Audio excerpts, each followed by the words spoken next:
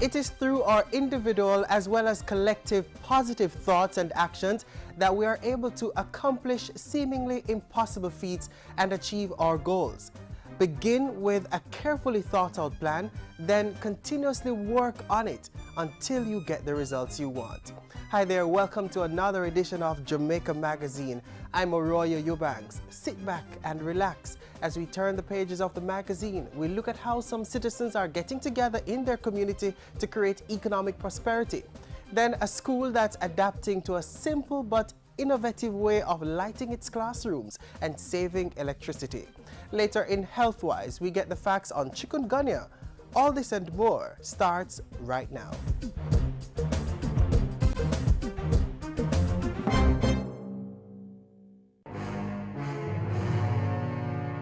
Chikungunya is a viral infection transmitted when an Aedes aegypti mosquito bites an infected person and then bites someone else. Symptoms include high fever, headache, joint pain, muscle pain, and rash. If you suspect that you've been infected, take paracetamol such as Panadol, Cetamol, and Tylenol. Infants, children under 5 years old, pregnant women, the elderly, persons with sickle cell, and chronic illnesses such as diabetes and cardiovascular disease are at risk for more severe symptoms and must see a doctor for proper evaluation and monitoring. Fortunately, most cases of CHIKV are mild, but if your symptoms worsen, you need to see a doctor. For more info, call 1-888-1-LOVE from 8:30 a.m. to 4:30 p.m. That number again, 1-888-663-5683. The development of small business enterprises, which can also expand and grow, is important to the economy and the creation of jobs and income for our people. The government is giving special focus to the development of this sector and has been supporting people in their communities to collectively use their talent to create and operate profitable enterprises. The Knowledge community is one of them.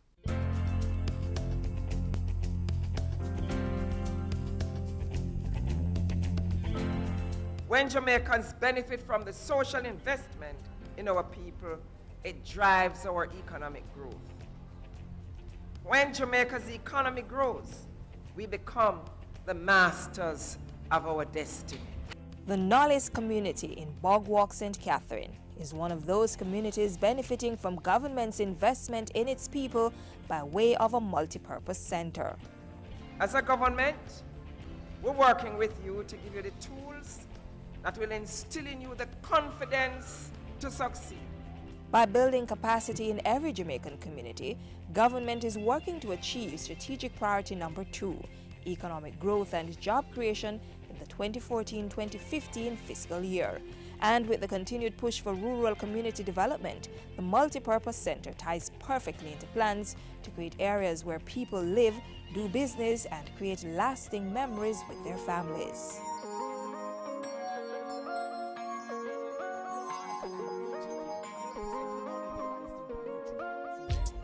The Knowledge Multipurpose Center is a program of the Inner City Basic Services Project. It was financed by the government in partnership with the World Bank and administered by the Jamaica Social Investment Fund, JSIF.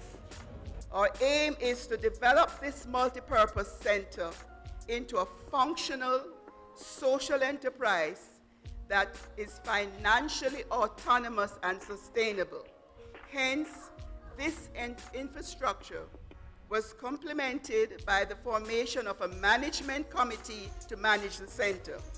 Capacity building and organizational strengthening intervention, including business plan writing and business development training. Social programs which will be pursued in this center will no doubt assist in improving the community's access to benefits such as educational activities, recreation, skills development, and training. The $133.6 million investment is now serving 1,200 persons from 220 households in Knowledge and neighboring communities. At 500 square meters, the center consists of a main hall, commercial workshop spaces, computer room and a kitchen, as well as male and female bathrooms. On the outside, JSIF installed a biodigester sewage system and a parking space, as well as improved roads and drains. We want to ensure that we create cottage industries that can allow for all of you, young people, to be able to get some employment creation, some income generation in these communities. Projects that will allow you to not only learn a skill, but to be able to earn something from that skill which you will learn. That will develop a lasting legacy for the people if you put this center to proper use. JSS Group, very wonderful building as you can see there. And we have a lot of plans for it in terms of sport, and we can promise you we are going to keep it nice. Having put up $5.28 million towards the completion of the multipurpose center, the Knowledge Benevolent Society members are already putting the space to good use. In the first phase, 40 citizens, including unattached youth, have benefited from wealth creation and skills training initiatives. Cushion making has taught me how to do stuff by myself, because right now I can basically just pick up a piece of material and just make a cushion. Going after college, the semester coming, I'm positive that I'm ready based on what I've learned throughout being a part of this.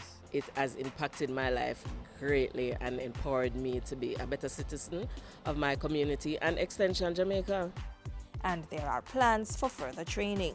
We are trying to get in heart to do some training. And we also have a kitchen around there, so we'll be doing our own like culinary arts. We can sell some of those stuff.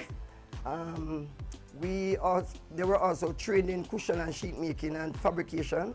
So we'll try to continue those processes, and those are income generating projects.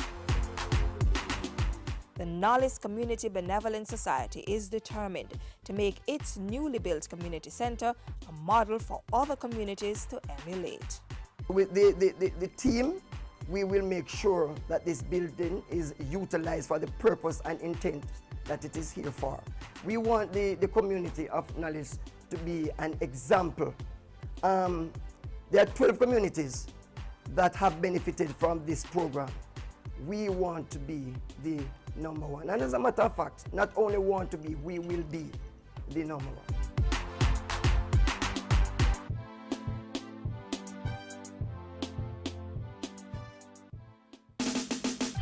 Jamaicans from all walks of life. We must save energy and help the Jamaican economy. Energy saving, we say. To that.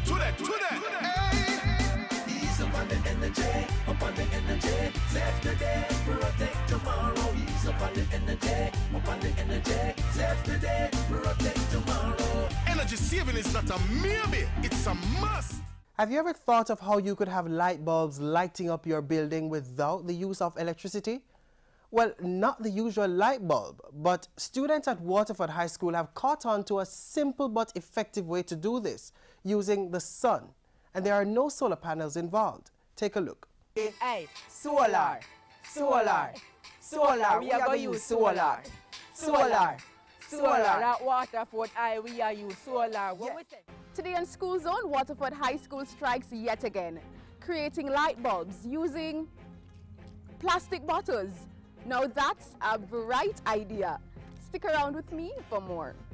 You will need a sheet of zinc, a chisel and marker, bottles of water and bleach, a sheet metal cutter and flash bond. Okay, you will start by marking out the zinc. So you use the marker and mark out the zinc. And you can use the bottle, or you can cut out like piece of cartridge paper at the size of the bottle. So you would cut it like 3 millimeter bigger than the hole. So I already have one here which is cut out already. So I'm just going to use this. After you have done that now, you would use the chisel to cut out the bottle hole.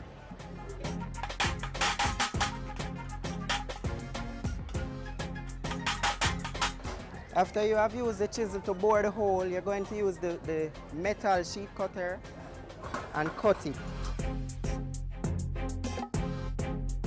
So When you're cutting the zinc, try to have someone professional around you to cut the zinc to avoid cuts.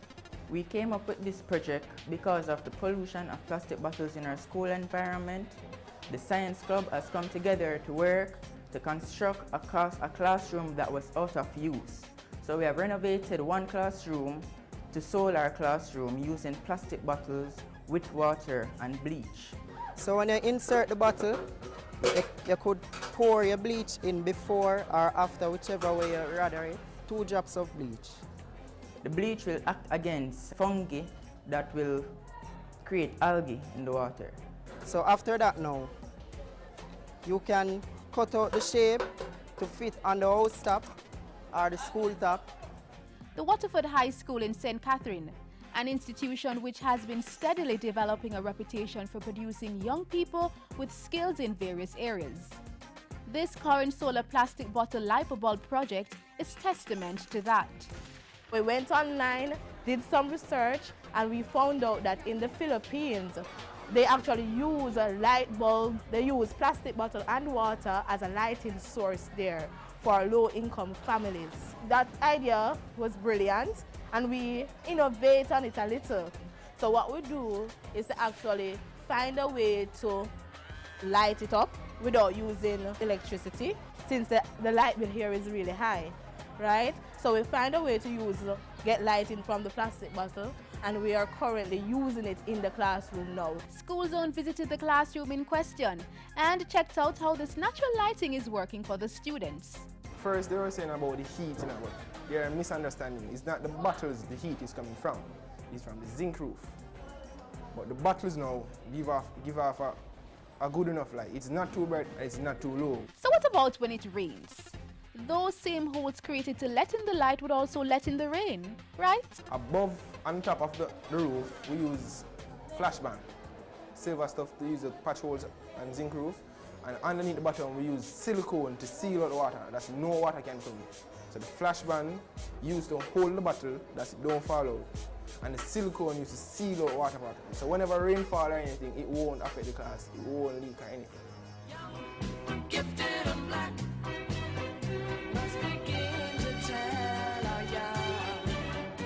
The young innovators at Waterford High also invented a timely tool to deal with predial larceny. We call it PDL alert system. What we actually did was to innovate on some technologies that already exist to build an alarm system that can put on a farm. Predial larceny is very common now in the world, in Jamaica, and what we do is trying to find ways to prevent this activity. The PDL alert system, it is placed under the ground. It detects pressure. It placed around your livestock.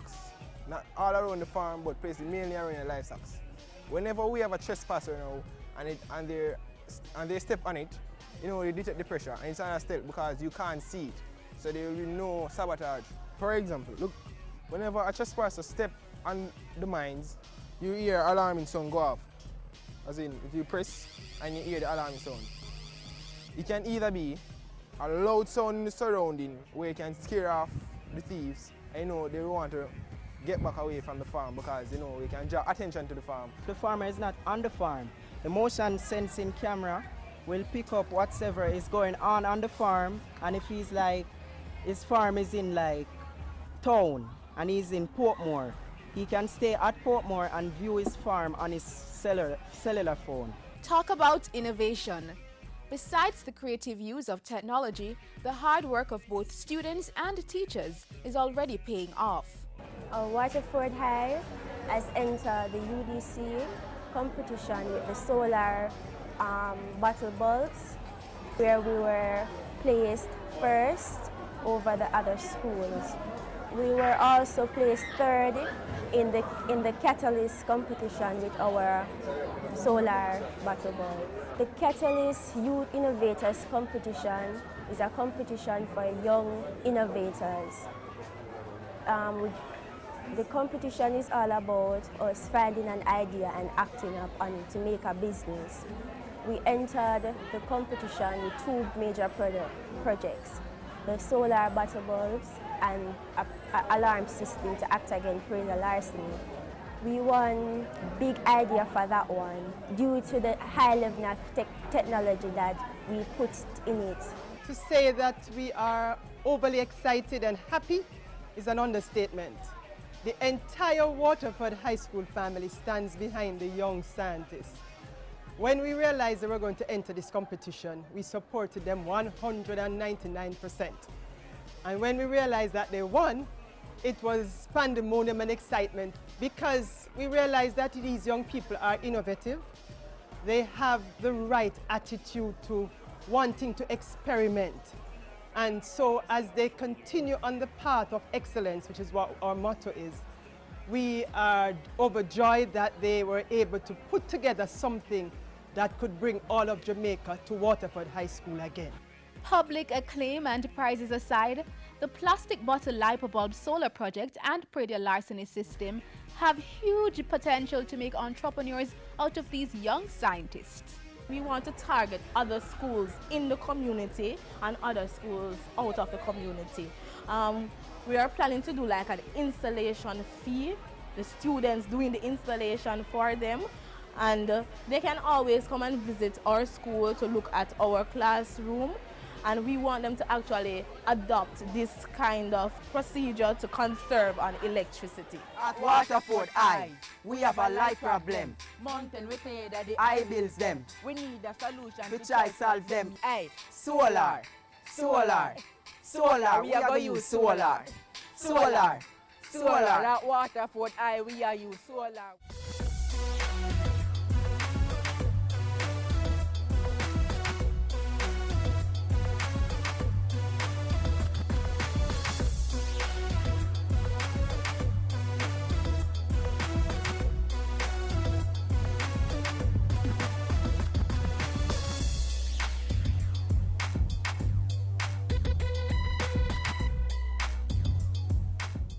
The Ministry of Health has outlined the key measures it has been taking and what the public needs to do to protect against the chikungunya virus that is transmitted by the Aedes aegypti mosquito. To effectively protect ourselves, we must first know the facts, not assumptions, about this disease and the mosquito that carries it. So let's get the facts.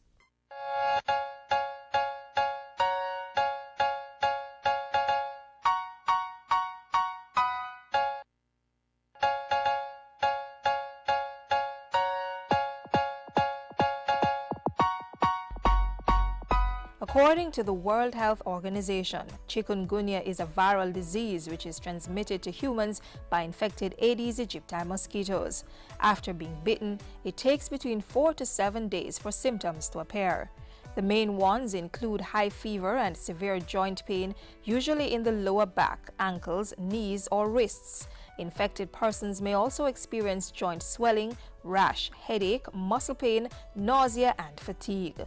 Although chikungunya does not often result in death, joint pains and stiffness can last for months and even years. It may become a source of chronic pain and disability, resulting in the individual being unable to attend school or work. It is advised that anyone experiencing symptoms of chikungunya should visit their doctor or the nearest health center immediately. The first outbreak of chikungunya was in southern Tanzania in 1952. Then, in 2013, the French part of St. Martin reported the first confirmed case in the Caribbean and Latin American region. Since then, it has spread to approximately 28 countries and territories in the region, with more than 5,000 cases confirmed by mid-July 2014. Chikungunya has also been identified in nearly 40 countries in Asia, Africa, Europe, and the Americas. There is no specific treatment for the chikungunya virus, nor is there a vaccine, so treatment is directed primarily at relieving the symptoms. During this period, infected persons should ensure that they get plenty of rest, drink enough fluid to prevent dehydration, and take the medication prescribed by their doctors. Mosquitoes that bite infected persons will become infected and are likely to spread the virus when they bite other persons. So it's important that we take measures to protect ourselves from being bitten. We can start by identifying and reducing possible mosquito breeding sites. Ensure that once a week we inspect our homes, schools, business places, churches.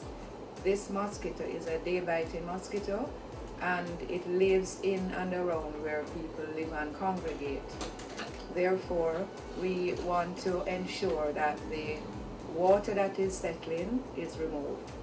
The message of scrubbing the flower vases carefully, the PET containers with water, ensuring that all tiles are emptied, tins are punched with holes before they are discarded, are still applicable for control of the chikungunya virus spread. Other measures include covering the body as much as possible by wearing long-sleeved clothing and using insect repellent containing DEET. As for those traveling to countries with confirmed cases of chikungunya, the main advice is to prevent mosquito bites. We also say, look at how you are clothed. Try and protect your exposed skin. So it's the wearing of light-colored clothes, wearing long sleeves, pants if necessary, socks. Also, because the mosquito is still there, it is to ensure that persons should sleep under a mosquito net. the Ministry of Health has been putting measures in place for more than 2 years in anticipation of the chikungunya virus reaching our shores. In fact, it was the ministry's heightened surveillance system that detected Jamaica's first imported confirmed case in mid-July. It is something that is more favorable for any country when the first case that you recognize is imported, because then you can take the containment measures, meaning that you are ensuring that you limit their contact with any mosquitoes by caring for them under a net, limiting their movement and doing the vector control. We're also ensuring that at our points of entry, when visitors return to the island from any of the countries where transmission is occurring, that we alert them to the fact that if they display any signs and symptoms, they should check with their doctors or any of our health facilities.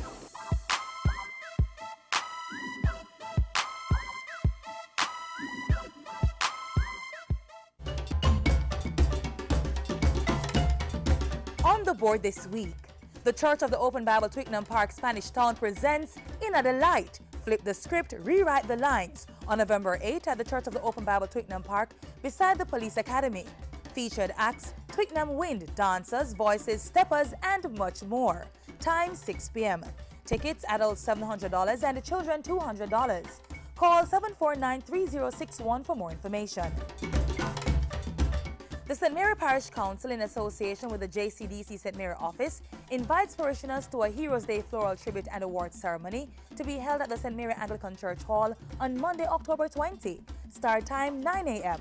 The theme for our National Heroes Day celebration is My Expression, My Tradition, My Jamaica. For reservations, call 994-2901. The Morant Bay High School alumni will host its homecoming fundraising dinner and dance on Saturday, November 29 at Whispering Bamboo Cove in Retreat, St. Thomas. Come for the entertainment, support a worthy cause. Proceeds in aid of the Morant Bay High School Building Fund. And that's all for our community notices today.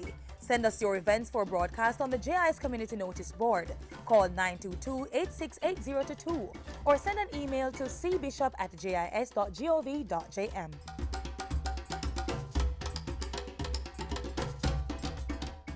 A recap of the major news stories of the week next.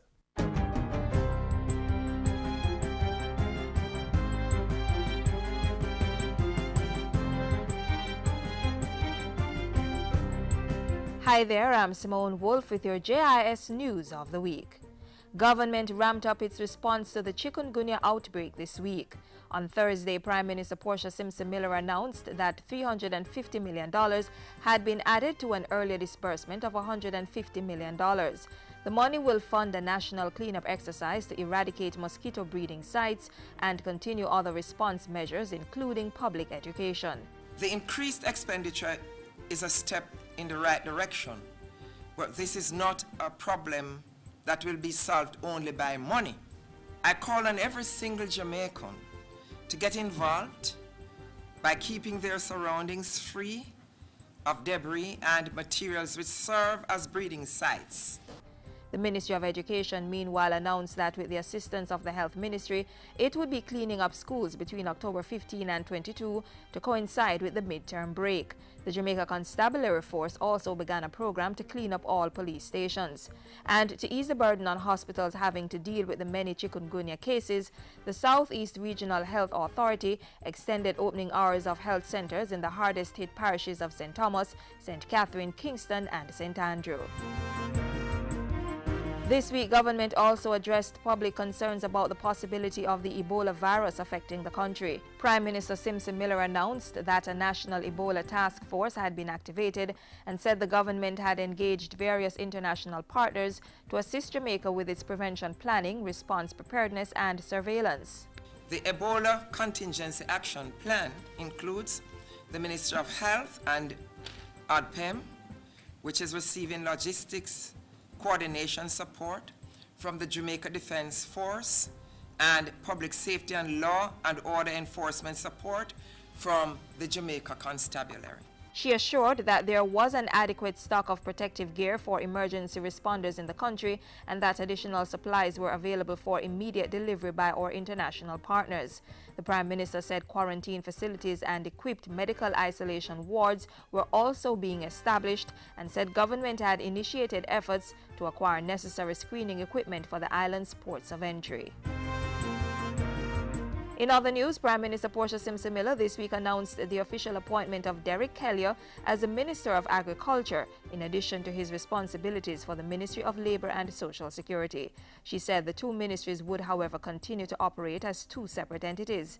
Luther Buchanan was also named the Minister of State in the Ministry of Agriculture, Labour and Social Security and is to retain responsibility for rural development under the office of the Prime Minister. The Economic Program Oversight Committee, EPOC, this week announced that based on the latest data, Jamaica's economy was on the right track and the country was sticking to the terms and conditions outlined in the agreement with the International Monetary Fund. The committee said Jamaica's net international reserves stood at approximately $2.2 billion at the end of September, the highest since June 2011. Jamaica's primary balance, meanwhile, was $3.4 billion ahead of the $24.6 billion target at the end of August. Meanwhile, word came midweek that Finance Minister Dr. Peter Phillips was in Washington to attend the annual International Monetary Fund (IMF) and World Bank board meetings. Dr. Phillips and his team are holding discussions with officials from both multilateral agencies as well as representatives from the Inter-American Development Bank. He will also represent Jamaica at a number of caucus meetings. Discussion topics include private partnerships for public service delivery, how to restore trust in a financial system, and challenges for job-rich and exclusive growth. The delegation will return to the island on Monday, October 30th. And finally, the Jamaica Bauxite Institute, JBI, and Japanese company Nippon Light Metal signed a collaboration agreement on Thursday to formalize a 2-year research and development arrangement that will see Nippon continuing to extract rare earth elements from red mud on the island. A patent agreement was also signed, giving the JBI and Nippon equal rights to the 2 patents developed from previous research at the rare earth pilot plant at Hope Gardens. Portfolio Minister Philip Paulwell said the project was successful. It does represent breakthrough technology, and that this is a fine example of collaboration between Japan and Jamaica. And those were some of the stories making news this week. I'm Simone Wolf.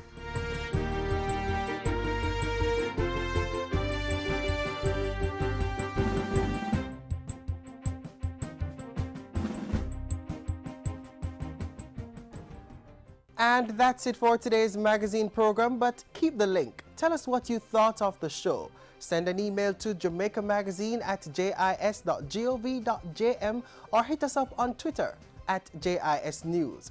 Also click on our website jis.gov.jm for the very latest government information. On behalf of the team here at the JIS, I'm Arroyo Eubanks, inviting you to join us again tomorrow for more information you can use. Until then, take care, and thanks so much for watching.